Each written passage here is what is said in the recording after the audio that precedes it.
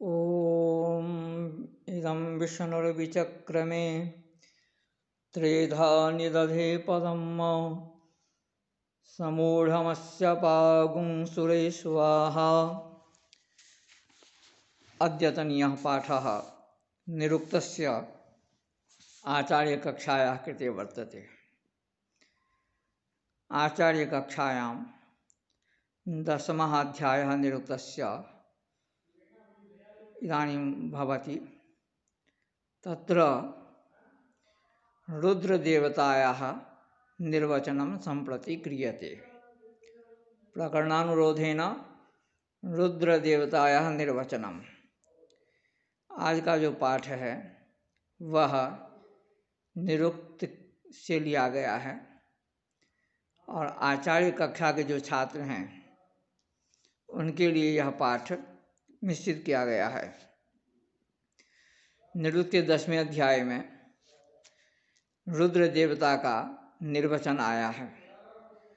रुद्रो रौतीति सतः रोरूप्यमानो द्रवतीति वा रोदयतिर्वा यत् अरुदत् तत् रुद्रस्य रुद्रत्वम् इति काठकम्। यत् अरोदीत् तत् रुद्रस्य रुद्रत्वम् इति हारिद्रविकम्। यह कह रहा है रुद्रो रौतीति सतः। रौती शब्दम करोति। रु धातु शब्दार्थे वर्तते। शब्दम करोति असौ रुद्रः। क्रंदनम करोति गर्जनाम करोति जतो हि रुद्रः अंतरिक्ष स्थानीयः देवः वर्तते। वाज्वाकारः अस्ति। वायुरूपशरीरधरः वर्तते। 11 संख्याकाः रुद्राः सन्ति। तत्र सर्वे गर्जनां कुर्वन्ति, शब्दं कुर्वन्ति। अथवा रोरूयमाणो द्रवतीति वा शब्दं कुर्वन् गच्छति। शब्द करते हुए चलना, गर्जना करते हुए आगे बढ़ना। रोदयतिर्वा अथवा दुष्टम रोदयति, दुष्ट जनान रोदयति, दुष्टों को रुलाता है, क्रंदन करवाता है। कहते हैं अथवा यत ब्राह्मण ग्रंथ का निर्वचन है। यत अरुदत् तत् रुद्रस्य रुद्रत्वम्।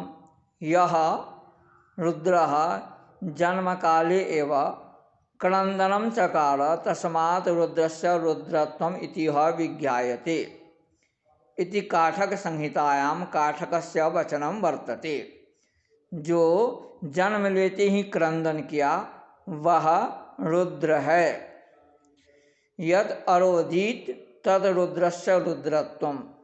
और भी वैदिक संहिताओं में अन्यत्र भी कहा गया है जो रोदन किया, जो क्रंदन किया, जो शब्द किया, जो चीत्कार किया, जो गर्जना किया, असौ रुद्रः वर्तते। रुद्रः शब्दकारी भवति। मेघ में जो गर्जनाएं हैं, आकाश में रुद्र की उपस्थिति होती है, अंतरिक्ष लोक में तस्य खा भवति। उस रुद्र से संबंधित एक मंत्र है।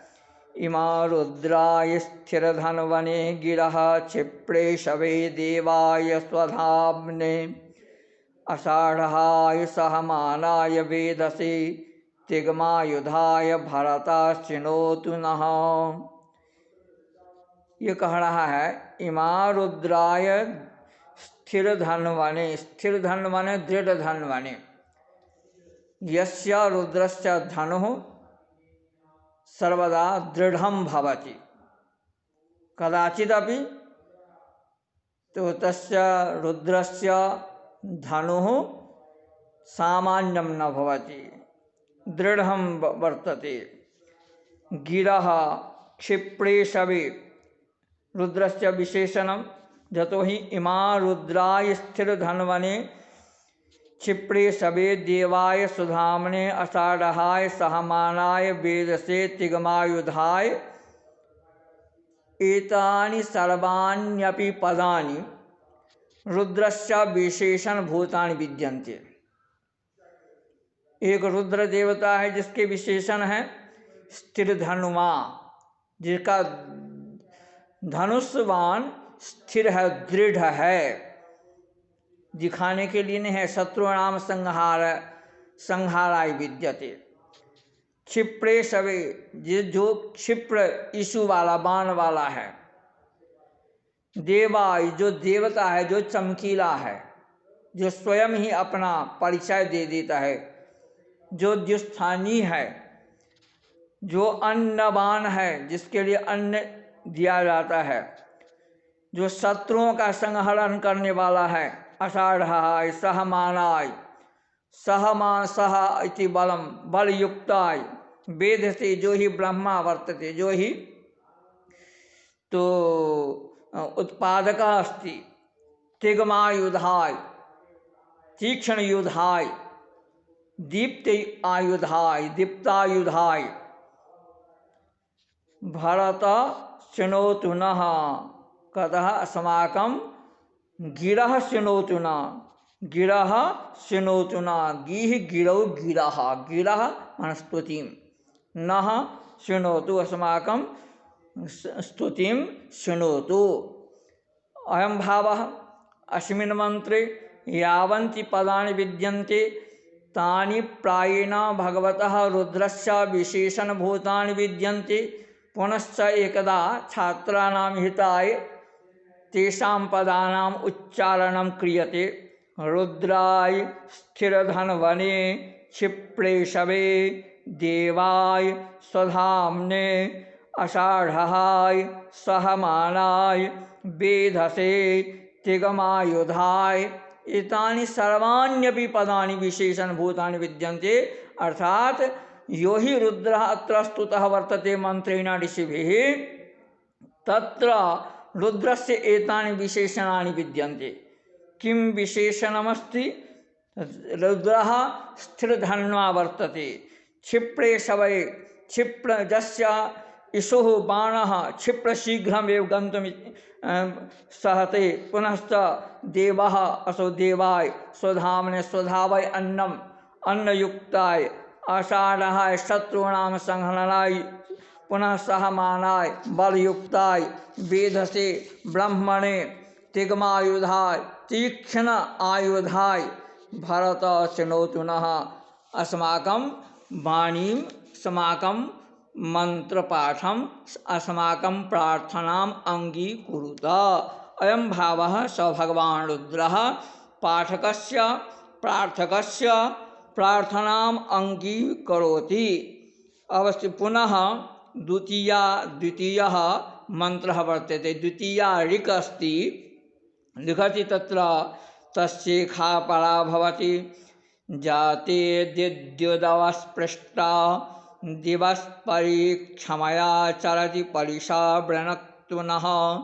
सहस्रं ते स्वपिबात भेषजा मानस्तोकेषु तनयेषु रीरिषः। अनेन सह एकः मंत्रः यजुः संहितायां 16 अध्याये मन्ये जद रुद्राध्याये मानस्तोके तनये मान आयुखमानो गोखमानो अश्वयुखुरीरिखः मानो वीरान् रुद्रभामिनो बधीराहिखमन्तः सदमित्वा हवामहे। यो हि मंत्रः तत्र यजुस्संहितायां पठितः वर्तते, सः स एव मंत्रः इदानीं ऋग्वेदेपि वर्तते। ऋग्वेदस्य अत्र निरुक्ते उदाहरणं दत्तमस्ति यत् याते दिद्योदवस्पृष्टा दिवस्परिक्षमया चरति परिशा वृणक्तु नः।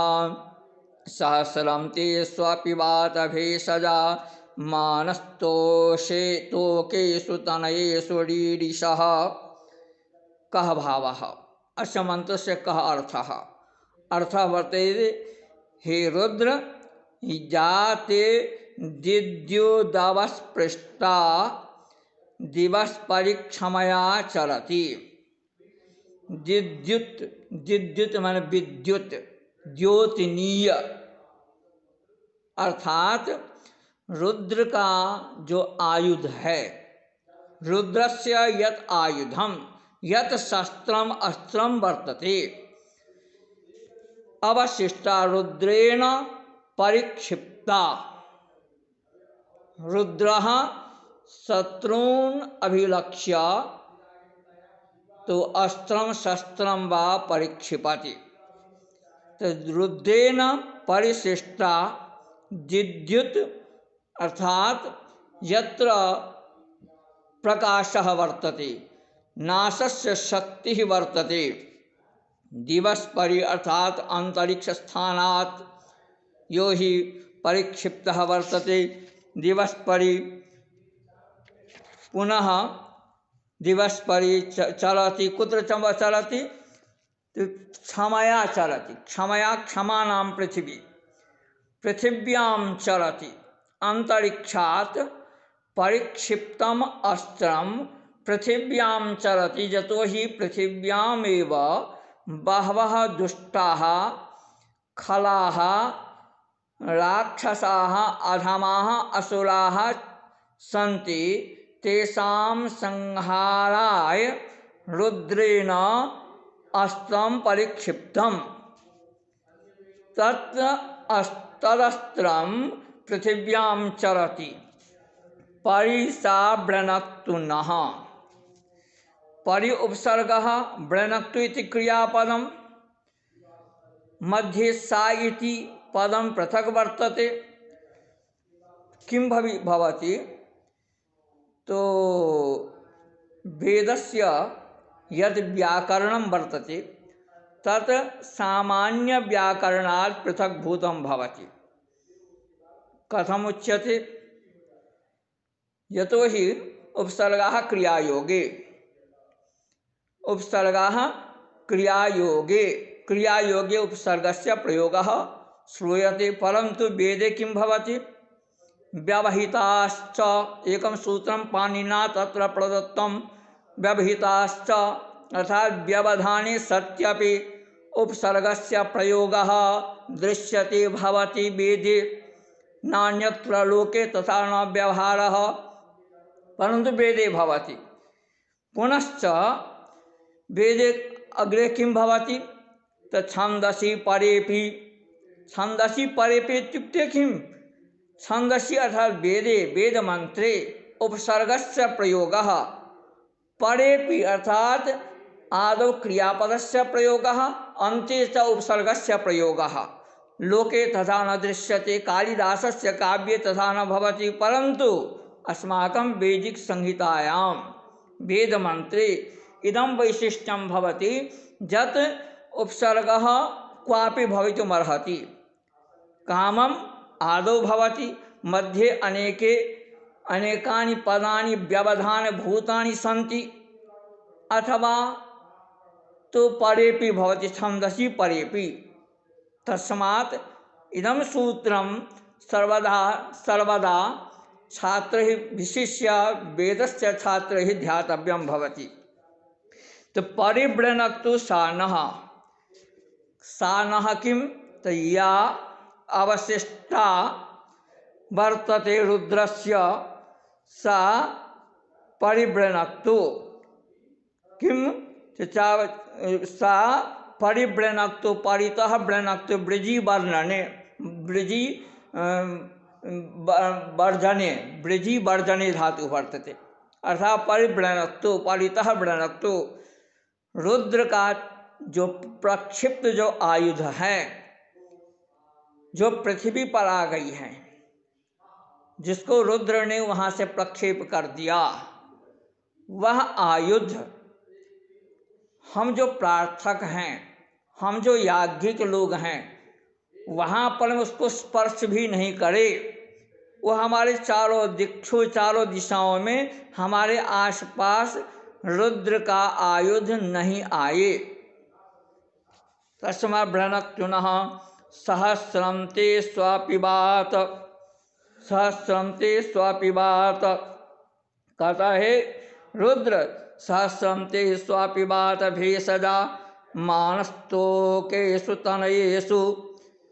पुनः कथयति जत रुद्रस्य आयुधम जत अत्र समागतम वर्तते आयुध परिस्वापिबात स्वाप्त वचन अनतिक्रमणी आज्ञा यह रुद्रः रुद्रस्य आज्ञा या वर्तते ताम आज्ञाम उल्लंघयितुम न कश्चित् समर्थः भवति। संसारे भगवतः रुद्रस्य वचनम आदेशः सर्वथा बलीयान भवति। तस्मात् तादृशः रुद्रः स्वापिबात स्वाप्तवचनः भगवान् रुद्रः वर्तते।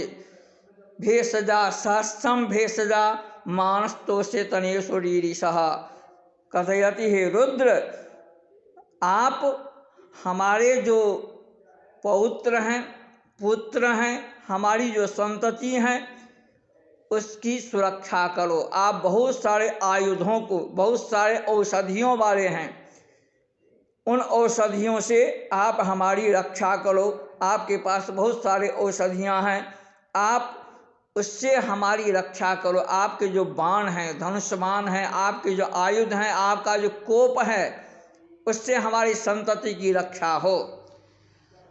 उसी का यहाँ पर में कहा गया, जाते दिद्युदवस पृष्ठा दिवस परि दिवो अधि, अर्थात अंतरिक्ष से ऊपर, अंतरिक्ष के नीचे, पृथ्वी पर में दिद्युत द्योतिर्वा द्युतिर्वा द्योततेर्वा। कद दिद्युत माने क्या था? द्युत मन प्रकाशमय।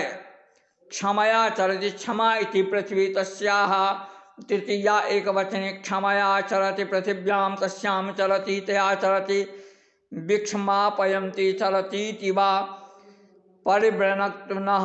कहते वह हमसे अलग रहे। सहस्रम ते स्वाप्त वचन भैषज्ञान। कहते आपके बहुत सारे भैषज्ञ हैं, बहुत सारे चिकित्सीय द्रव्य हैं, बहुत सारे आपके औषधियाँ हैं, वनस्पतियाँ हैं, उससे हमारी रक्षा करें। मानस्त्वं पुत्रेषु च पौत्रेषु च रीरिषः तोकं तुद्यते तनयं तनोते। तोक मान तुदिव्यथने, तनयम तनो, तनय माने क्या? कहते पवन तनय शंकर। तो क्या होता है? तनयः तनोति विस्तारयति वंशम, वंश परंपराम इति तनयः। जो वंश परंपरा का विस्तार करे वह तनय है। इसलिए अग्नि अपि रुद्र उच्यते। कहते अग्नि को भी रुद्र कहा गया है। अग्नि अपि रुद्र भवति। कहते कुत्र कथम ज्ञातम अग्नि रुद्रः वर्तते। कहता है एक तस्या एखा भवति जरा बोध तद्विविद्धि दिशे विषे विषे जज्जियाय स्तोमं रुद्राय दृशीकम। कहता है जरा बोध, जरा बोध, जरा शब्द ऐसे क्या होता है? जब आप निरुक्त का अध्ययन नहीं करते हैं, केवल आप शब्दकोश या व्याकरण इत्यादि की दृष्टि शब्दकोश के आधार पर जाते हैं। जरा माने वृद्धावस्था, जरा माने ये होता है सामान्य अर्थ। जरा बोध, जरा का माने वृद्धावस्था को समझने वाला, लेकिन ऐसा अर्थ नहीं होगा। कथम न भविष्यति?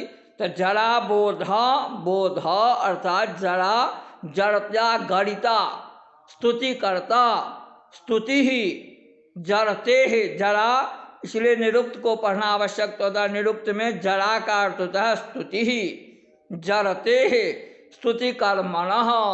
कद स्तुति के कर्म के में इस जरा शब्द का पाठ किया गया है। यह जरा है। जरते स्तुति कर्मणः ताम बोध, ताम स्तुतिम बोध, बोधयति बोधय इति। कहते उसको तुम समझते हो हे रुद्र। विषय विषय जज्जियाय, विषय विषय माने प्राणी नाम प्रत्येकम मनुष्याय, प्रत्येक मनुष्य के लिए विषय विषय माने प्रत्येक मनुष्य के लिए जज्ञियाय, यज्ञ शब्द से जज्ञियाय बना है।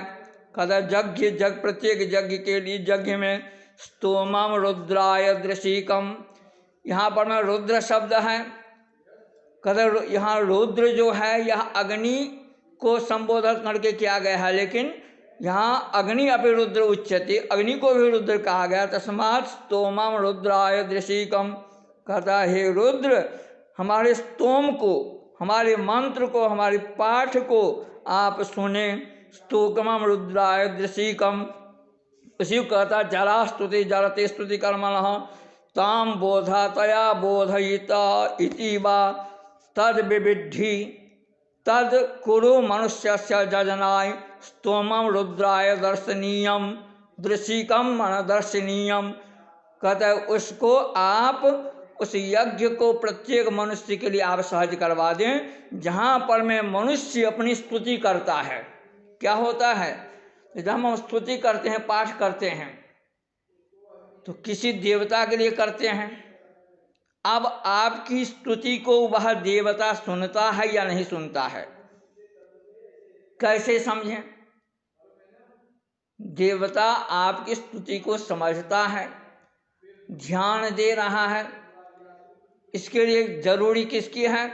तो शुचिता होनी चाहिए, देश की पवित्रता होनी चाहिए, आसन शुद्धि होनी चाहिए, अनाध्याय इत्यादि से वर्जित होना चाहिए, स्वाध्याय का समय होना चाहिए, मंत्र में स्वर इत्यादि का ज्ञान होना चाहिए, और वह वेद की जो विद्या है वह गुरुमुख से अध्यापित होना चाहिए। तब जा कर के वह जो मंत्र अगर हम अपने इष्ट देवता को सुनाते हैं तो देवता उसको सुनता है, देवता उसे पढ़ता है। तत्दृशिकम दर्शनीयम स्तुतिम उच्चारयिष्यति इति, कहता है जब वह मनुष्य जब यज्ञ में जाएगा, स्तुति करेगा, वह बहुत यज्ञ कर्म को ऐसे यज्ञ का संपादन संपूर्ण रूप से भगवान रुद्र भगवान अग्नि करोति, कहते हैं वह अग्नि उस यज्ञ को पूर्ण करता है। अब है चौथा देवता इंद्र, कहते इंद्र इंद्र इराम दृणातीति वा इराम दलातीति वा इराम दधातीति वा इराम धारयत इति वा इराम धारयत इति वा इंदवे द्रवतीति वा इंदौ रमत इति वा इंधे भूतानीति वा तद यदेनं प्राणैः समैन्धं तद इंद्रश्च इंद्रत्वम इति विज्ञायते। कद इंद्र कथम इंद्र, इंद्र शब्द का पहले निर्वचन किया गया है। वैदिक साहित्य में इंद्र बहुत प्रमुख देवता है। पौराणिक साहित्य में इंद्र देवताओं का राजा है, इंद्र देवताओं का राजा माना गया है पौराणिक साहित्य में। वेद में इसके लिए इंद्र के लिए सबसे ज़्यादा स्तुतियाँ की गई है, यह ऐश्वर्य युक्त है, उसके लिए कहता इंद्र इराम दृणाति, इराम अन्न, बृह्यादि अन्नम दृणादारयति सोयम इरादार सन इंद्र। कहता इंद्र का काम है अन्न प्रदान करना। व्रीहि आदि जो अन्न है उसको प्रदान करना। कैसे करता है?